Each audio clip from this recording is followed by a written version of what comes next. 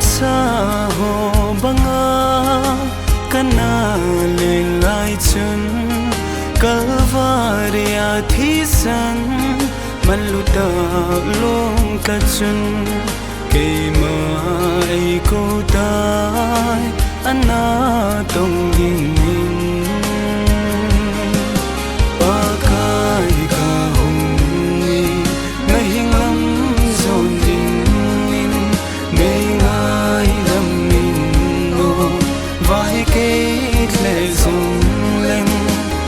chôn xin na ho kisi pumin tu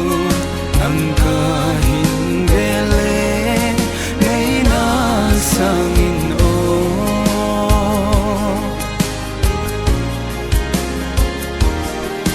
leino sa na ho kangol pi lai chun kalei sit hin kho ana beitale gon mon lam zo na kay ana che ta ding kapa kai ngai lo na he man lo va pa kai ka hum ni nahi lam zo ding nin nei ngai lam min no vai ke le zung leng ka chon sin na ho kisi pum min tu nang ka hin bele nei na sangin o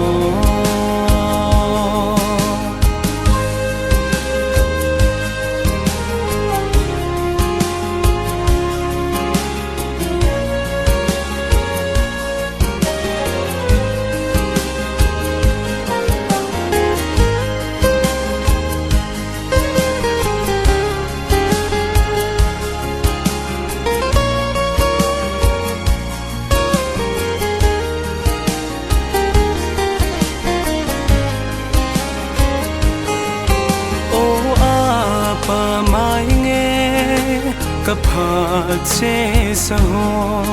ko ki the ding chu ana hi ta poi tun ki pan ing ting na lengam a ding ka hin na pum pin nang ka